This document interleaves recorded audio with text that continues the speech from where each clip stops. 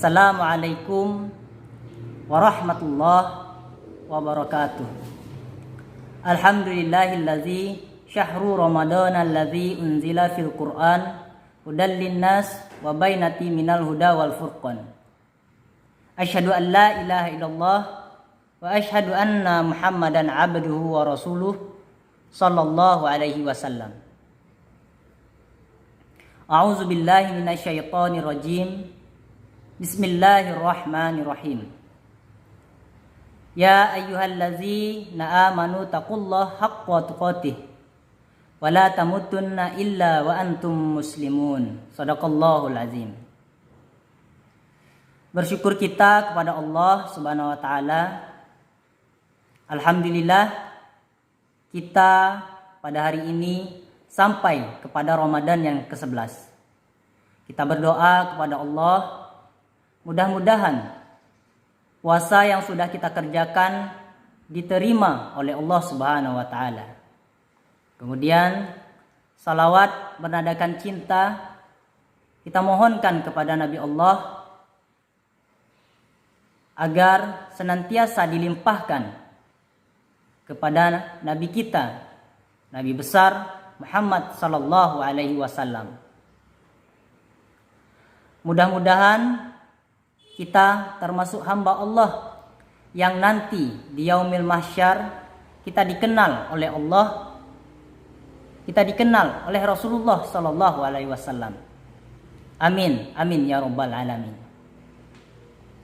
Anak-anak Ustadz yang Ustadz banggakan, mungkin untuk nasihat pada kesempatan sore hari ini Ustadz akan menyampaikan kultum yang bertemakan tentang marah. Jadi kenapa tema marah ini yang Ustadz ambil? Karena pada saat ini kita sedang melaksanakan ibadah puasa. Maka ketika kita diejek, kita dihina, kita dicemooh, dicemeeh oleh saudara kita, maka jawablah, maaf, saya sedang berpuasa. Maka itulah jawaban yang tepat pada saat ini. Marah adalah bentuk dari godaan setan kepada kita. Bahwa marah berasal dari suatu yang panas, sehingga membuat kita lupa diri, membuat kita marah-marah tanpa tentu arah.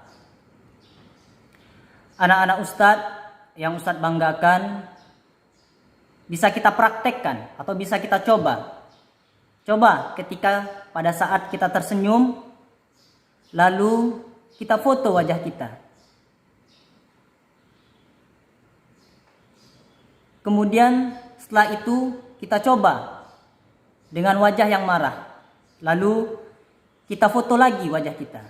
Maka bisa kita bandingkan bahwa rasa marah itu dibandingkan dengan tersenyum, manakah yang lebih indah wajah kita?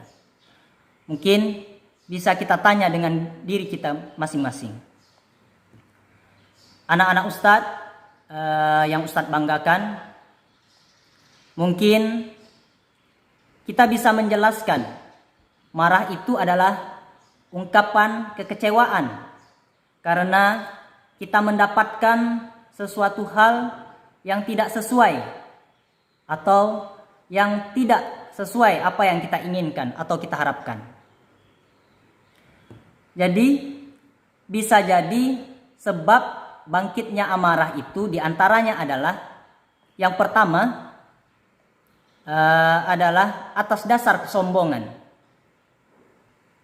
Bahwa sombong adalah dosa pertama di alam semesta ini. Karena disebabkan sombong, iblis diusir dari surga.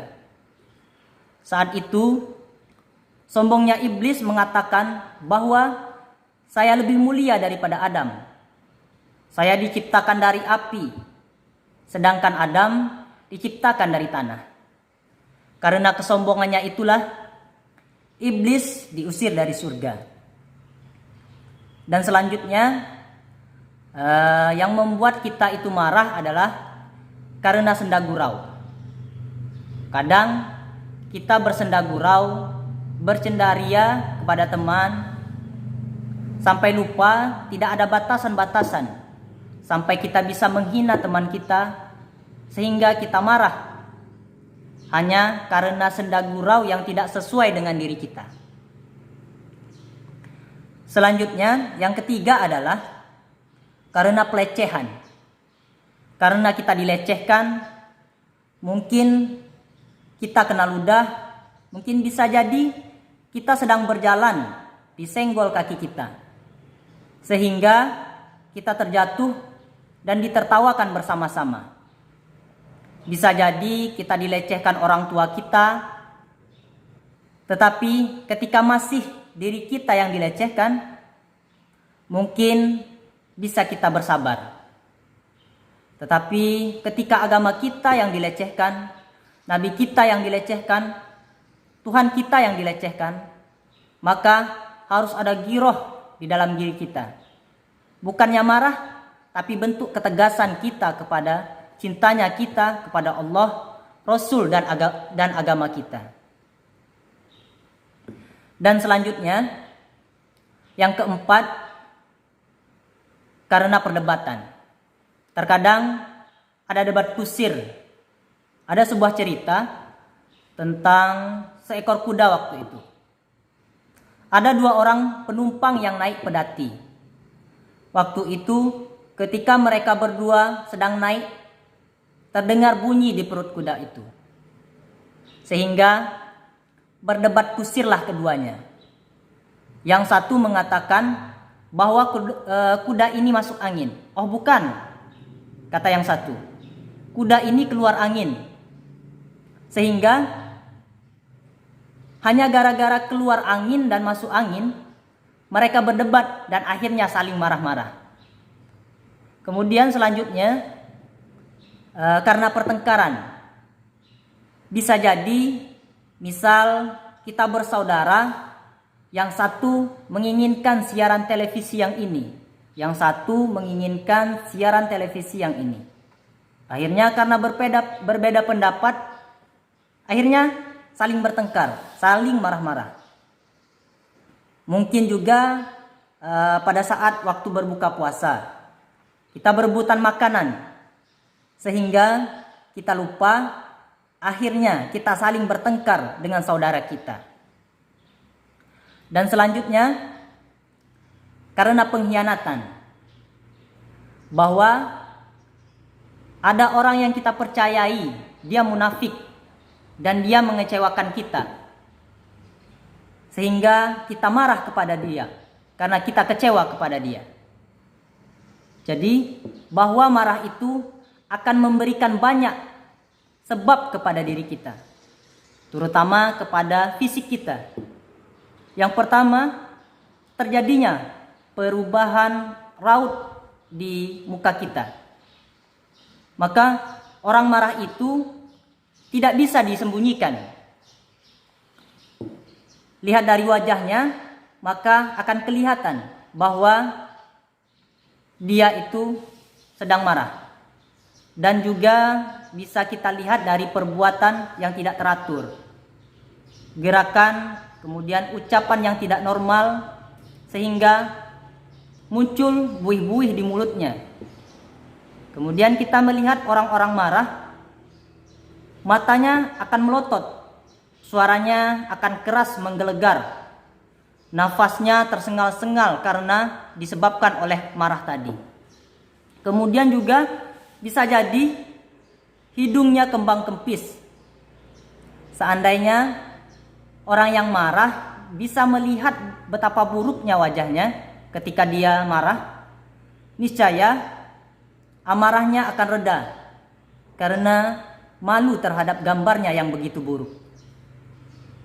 Sementara itu batinnya akan jauh lebih buruk dari lahiriahnya. Kemudian selanjutnya, pengaruh marah adalah pengaruh lisan, yakni meluncurnya cacian dan ucapan yang keji. membuat malu orang-orang yang berakal sehat atau dirinya sendiri bahkan. Bahwa kata-kata kita tidak akan terkontrol ketika kita sedang marah. Kemudian selanjutnya pengaruh pada anggota badan kita, yaitu terkadang karena kita marah, kita memukul, kita menyerang, kita merobek, bahkan lebih parah, kita melukai, bahkan lebih parah lagi kita bisa membunuh. Dan pengaruhnya dengan hati kita adalah timbulnya perasaan sifat dengki, sifat hasad, senang melihat orang lain kesulitan, dan sulit melihat orang lain dalam kesenangan. Anak-anak Ustadz yang Ustadz banggakan, jadi ada obat ketika kita marah yang mesti kita ketahui.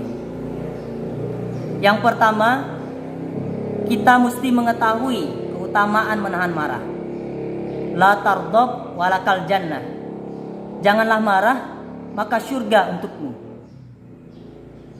Dan yang kedua adalah mengetahui betapa buruknya wajah kita ketika kita marah. Dan selanjutnya yang ketiga adalah obat marah, yaitu penyebab timbulnya marah itu sendiri. Kita harus mengetahui penyebabnya timbul dari marah itu.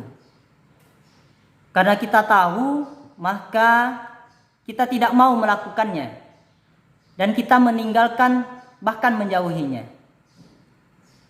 Dan yang terakhir adalah mengetahui akibat yang akan ditimbulkan ketika kita sedang marah-marah.